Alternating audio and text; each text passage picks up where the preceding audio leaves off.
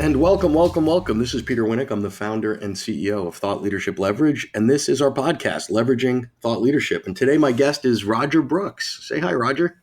Good morning. Hello. Hey, how are you? So let me give everybody just a quick introduction of who Roger is, because Roger's an interesting guy in his own right. So he's the founder and host of American Real, which is a weekly video talk show and podcast that features real stories of fascinating people.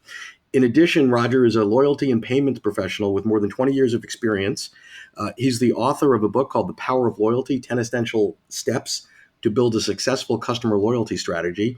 And overall, on the sort of the day side, is a loyalty strategist. And he's been in that field for 20 years. So welcome, Roger. And I'm really excited to have you and share your journey with us a little bit today. Thanks so much, Peter. It's great to be here. Cool. So let's just dive right into it. What is American Real? When did you start it? Why did you start it? Give us the American Real, the story about American Real, which is about stories. Absolutely. So I would say a couple of years ago, actually, I sat down with a group of, like-minded folks in my local area, and we were wanting to do something fun, do something that was different, that had to do with content. But we didn't know exactly what that would be. So some ideas were thrown out. Maybe we'll do a documentary, or maybe we'll do some seminars. And then another idea was, let's do a podcast. And I had been watching at that point London Real with Brian Rose for some time. And when someone said podcast, that really resonated with me. And I started researching it quite a bit. And the group, which was initially about 8 people, dwindled down over the weeks, and I was really the only one that stuck with it, because it was one of those things where, when it just clicks and you say, yes, this is something I want to do. So I started researching, like I said, buying equipment, getting prepared to do a new podcast, which didn't have a name at the time.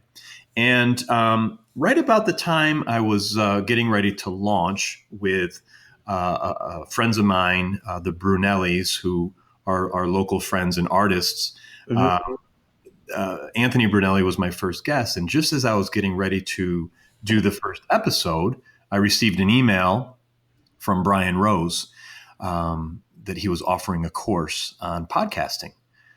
So it struck me, and I looked into it, and I signed up right away. And it was an 8-week course, which was pretty grueling.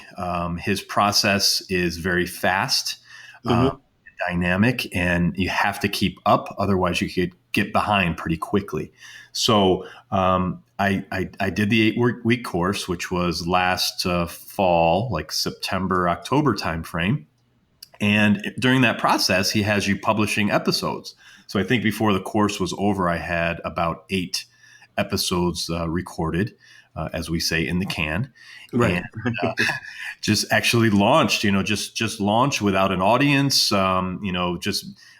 putting it out there before I was even ready. So that was something I really learned is, I've always been a perfectionist, and I've never wanted to put anything out there without being perfect or ready. But he forced us to plow through the resistance and just put it out there. I love it. Let me unpack a couple things, because there's a lot of gems in what you put out there, Roger. So one is you're curious, you're smart, you're a lifelong learner, but you're committed to bringing on someone with deep expertise in this arena and go all in. Right. So, hey, you could have probably figured this out on your own eventually, but you would have scraped a knee. It wouldn't have been as efficient. But you tracked down someone that you admired. They were offering, to teach you, and then you dove in. Right. So that's first sort of cool observation.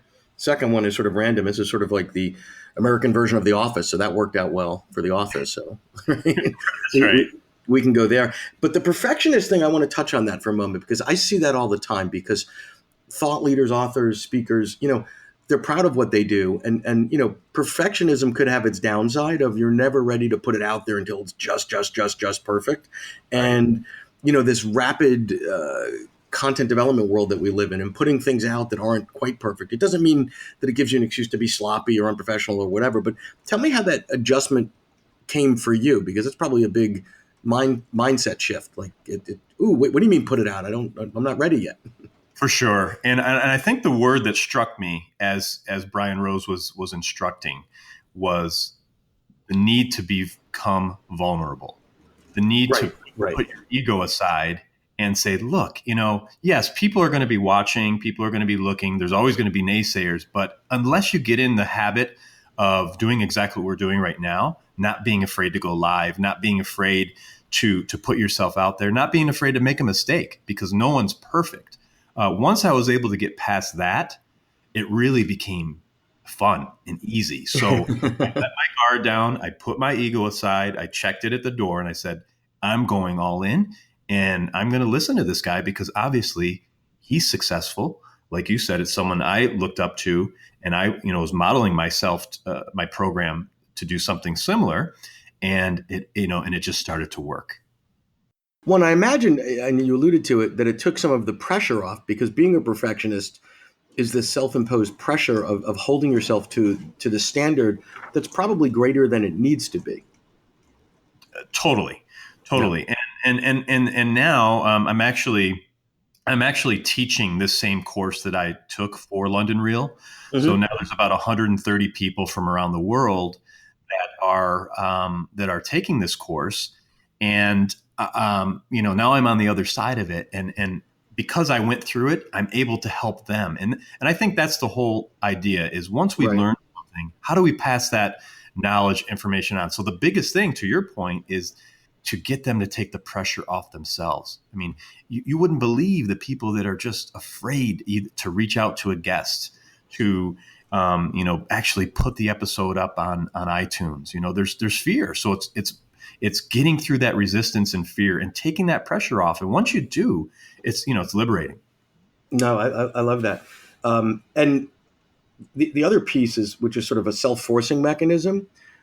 By opting to teach it to others, you're forcing yourself to stay on top of the game. So there's a benefit to you, not just the 130 folks that you're teaching, that you need to be. It's part of you have an obligation to them to stay top of the game and understand every new nuance because this whole space moves so quickly, right? Whatever is state of the art today in 6 months it might seem a little dated, or there might be a new wrinkle or whatever. It's never over. Absolutely. And to that point, some of the things we were learning, 6, 8 months ago, has changed. It's transformed, it's progressed. So the students now have it a little bit easier, than we did because of technology, Yeah. advancements, et cetera. I love it. Great. So tell me about what is the business behind and the vision behind American Real for you. So you've got it out. There's a podcast. It sounds like there's a line of business of you teaching it to others. Give me the sort of business model, the business picture, if you will. Sure. So, like most businesses, especially online businesses, it's multifaceted in that the first thing is trying to build the audience. That's, as we know, it's not easy. I am trying to build what I call my 1,000 true fans. So that would be 1,000 people that truly believe in the American Real brand. And once you start to offer product and services, those 1,000 people are, repeat customers. Yep. But give me so let me dive on that for a Sure. second. So 1,000 people, contrary to popular belief, not all people are created equal, right? Who are the 1,000 people that you want most? Give me the profile, the client avatar of exactly what they look like, demographically, psychographically, et cetera. Sure, and I'm sure you could appreciate we're just working that out now. So Sure. it's a lot of trial and error. But thankfully, I'm seeing that it's both women and men. I'm seeing that they're millennials and Gen Xers. So it's across the board, which is good. And the funnel, if you will, is grabbing as many people off of social media and the social media platforms. Facebook, I think, is phenomenal. It has been Mm-hmm. the number one, source of leads for American Real, because you could do so much with Facebook ads, et cetera, and Mm-hmm. really target who you're trying to reach. But basically, it's reaching those people. And if you can imagine, our weekly show is our, free product, if you will. Sure. So that'll always be free. It'll always be out there. And then we're grabbing a lot of leads from there. And then we funnel those leads into different programs. So one of the programs we have is called the American Real Live Tribe 21-Day Challenge. And what the 21-Day Challenge is, it's a program to allow people to go live for 60 seconds every day for 21 straight days. So what does And go live mean? What does define that for so, me? okay, it's actually taking your phone, it's going into our private Facebook group and Got it. and going live for 60 seconds. So there's something about going live, especially on even though there's no one there, it's just you. It's adrenaline rushes for that 60 seconds because you become very present at that moment. And there's a natural cycle that happens during the 21 days where, there's enthusiasm, and then there's kind of a plateau, and then there's a dip where you're like, why am I even doing this? And then if you get out of that dip, there's a jump where you go higher than the initial enthusiasm.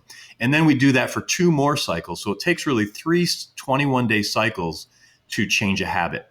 So just by showing up every day is, it's little baby steps. So whether you're trying to lose weight or go to the gym, and, it's just the same premise of doing something small each day to progress and change. And the 21-day challenge is our main lead source. So people are coming in from all over the world. They're trying this out.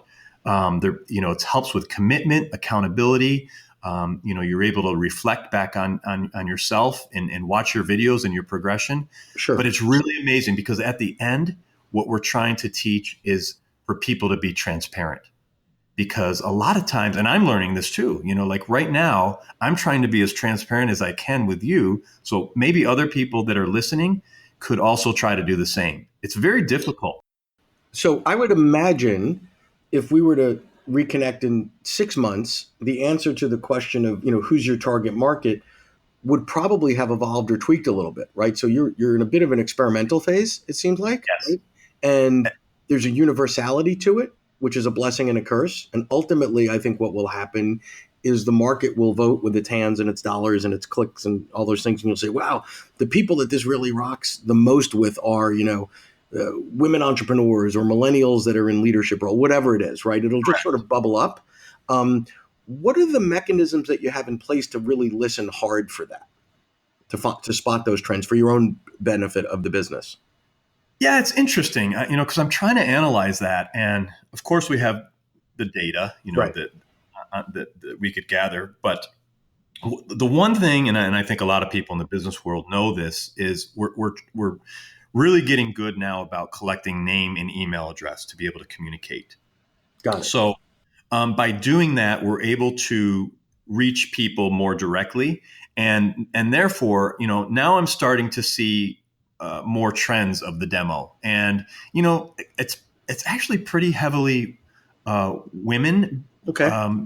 Which I didn't expect. I thought it would be more men, but it's more of a skew of about 60 or closer to 70% women that are gravitating toward this, at least this 21-day challenge. And I would say age range is probably, mid 30s up to mid 50s. Got it. Right. Got it. So maybe you're scaring the guys away with that transparency thing, right? It could Right. be. A That's guy right. will jump out of a plane or do a Tough Mudder or an Iron Man, no problem. But talk about stuff. Oh, whoa. Oh yeah. And what's also interesting is having people from other countries and cultures join. Right. That's interesting. Really interesting to see. And what's happening is we're forming as they call a tribe, but Yep. it's true. We're forming a community of people, and we have these weekly Zoom calls where everyone gets on together and they could see each other and interact, and we could talk about what's happening next. And it's just really gratifying to see, when you start something from nothing, for it to start to form. And you're right, we're in that process right now. So if we look 3 months, 6 months down the road, I'm sure, our conversation will be a little bit different because it is evolving. Got it. What else do you see in the short and midterm horizon in terms of derivative offerings, things that you're going to do to grow the lead channel? Give me a sense of what the next, I don't know, 3 to 6 months may look like. Sure. No, great question. And we're working on things such as I want to do a competitive product to TED Talks. So Got it. Okay. we're going to call them real talks. So we'll allow, again, this is the whole premise is to give people a voice and let them share their story because everyone is unique and everyone has something to offer. So we'll have a competitive product to TED Talks where people will have a 15 to 20-minute speech, Mm-hmm. and then we will give them the platform on American Reel to get that out to the world. So Got it. that's one product. We're going to teach people how to podcast. Exactly what we're doing right now. It's as you found out and as I found out, this is a great way to get content out to the world about your niche, about your specialty. So to our point earlier, I want to pass this information and knowledge on to as many people as I can so they could start their podcast to become part of their brand. Yep. So, well, let me give you an opportunity to do that a little bit now. So in the podcast world, right, there's lots of different uh, overarching thoughts, what you need to do, keys to success, etc. Give me, I'll tell you mine, and then more interested in yours. So for me, the launching of the podcast was a way to have conversations with people that I admire, that are thoughtful, that are doing things that I think that my client base and people that look like my clients, so prospects and others that may be interested in working with us over time, would benefit from hearing. Because there's only so much of me and my team they want to hear. So how can I sort of aggregate thought leaders from all over the planet doing different things, but be they academics, be they CEOs, be they somebody launching a book or whatever, and provide value through the lens of what the title of the podcast is, which is really about the business side of thought leadership. So that's why we launched it. And quite frankly, it's been easier than I thought. The technology when we looked into it 2 years ago was painful. Now, I said to my team, I'm not that sharp. I need to be able, I can talk, but the tech side of it, I just want to be able to push a button and then make magic happen. And we're able to do that. But give me, speak to the audience out there, Roger, and here's things to not do. And here's a couple of things that you absolutely should do when sort of venturing into podcast world.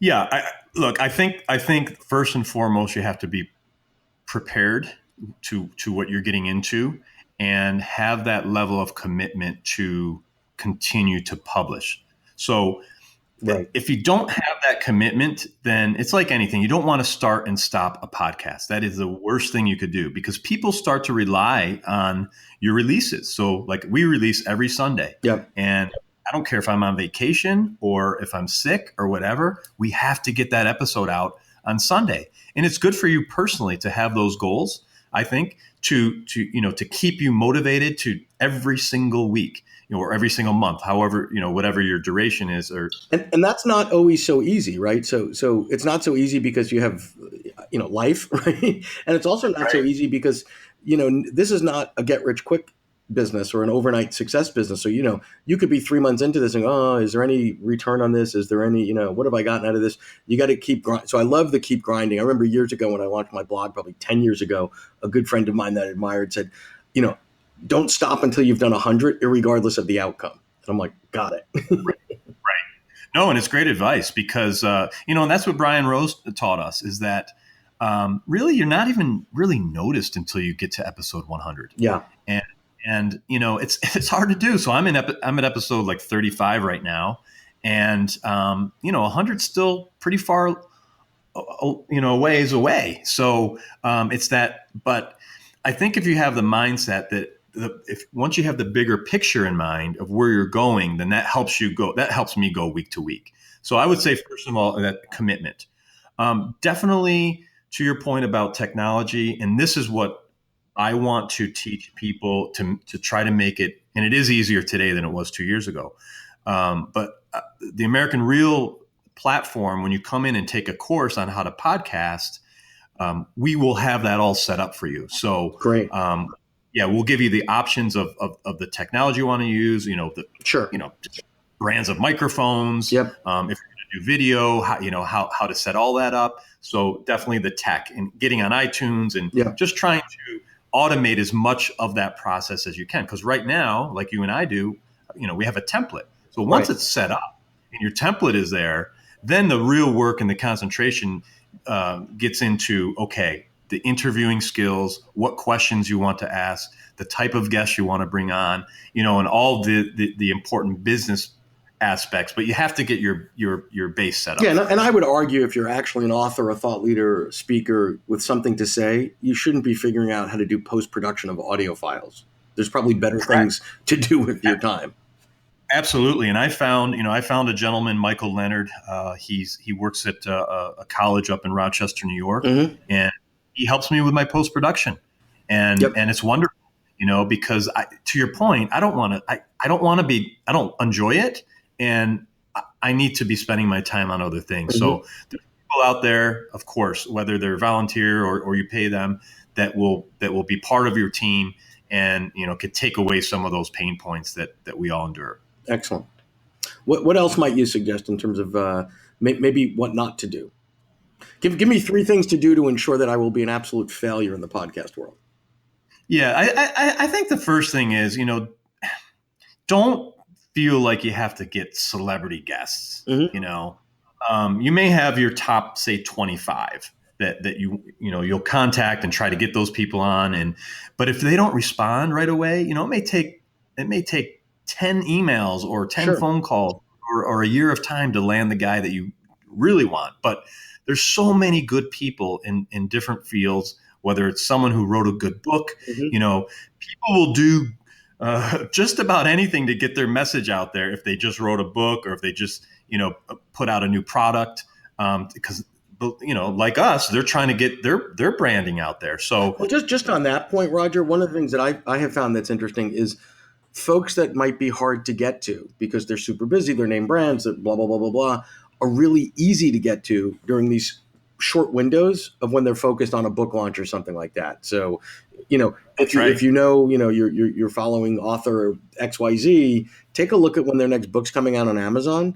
And guess what? You hit them up a month before that. There's going to be a 6 to 8 week period where they're in book launch mode, where in some instances they'll talk to 2 turtles, right? They'll just The other gem that I've stumbled upon is when you go to a conference, look at the speaker list. Okay? Absolutely. So you may have A-list speakers coming in. If you contact them in advance or contact the staff of the conference, set it up while they're there. They're going to have an extra half hour to come and sit with you and get their message out there. So that's a huge opportunity to tap into something that's already set up. Yeah, I just saw a great example of that a couple months ago. I was invited to Forbes Books, had an author conference, and they have a Forbes Books podcast. So they were set up there, and it was like, in 2 days, they were able to grab 40, 50 pretty nice authors, which is a really effective use of everybody's time, right? Everybody just, go into that room over there for 20 minutes. Sure, no problem, I'm here anyway.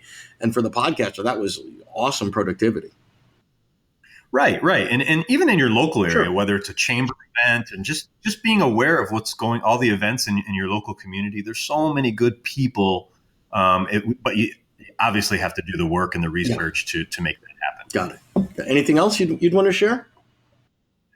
I think, it's as far as podcasting is concerned, it's, it's something you have to be committed to, as I said, and, but at the same time, it's so gratifying to sit down with someone and create a new piece of content. It's a piece of art that will live forever. So you are doing the guest just as much service as you're doing, to yourself and your brand. I love it. So it's a two-way street, and I'm sure you've heard it, Peter. I've heard it many times that when you take the time like this and spend time with a person to let them get their IP out there, it may be the best interview they ever had. So that's my mindset going into it is I want, whether I'm on this side of it or on the other side, I want it to be the best piece of content that's ever been done, at that moment. So it's very gratifying, and I highly encourage people to start their own podcast if it's something that they're interested in. Well, I appreciate the candor. I appreciate the transparency. And looking forward to see how it continues to unfold for you. Tell folks how do they find you? How can they get in touch with you to learn about podcasting or more about American Real? Where do they find you? Sure. So the easiest way is to go to our website, americanreal.tv, and you could contact us there. Of course, we have a YouTube channel, American Real TV. We have a Facebook page, American Real. And if you just do a Google search for American Real, I'm sure you'll find There's us. a theme here. My email is roger@americanreal.tv. So I'm very accessible. Would love to talk to anyone, in your audience about how we might be able to help them. Oh, great. Well, I appreciate your time today. And that was chock full of interesting information with a heavy emphasis on podcasting, which is really good because a lot of people are sort of struggling with the right way to do that and all that. So I appreciate your time today, and thank you so much for sharing. Peter, thank you so much. It's been my pleasure. Thank you. To learn more about Thought Leadership Leverage, please visit our website at thoughtleadershipleverage.com. To reach me directly, feel free to email me at peter@thoughtleadershipleverage.com. And please subscribe to Leveraging Thought Leadership on iTunes or your favorite podcast app to get your weekly episode automatically.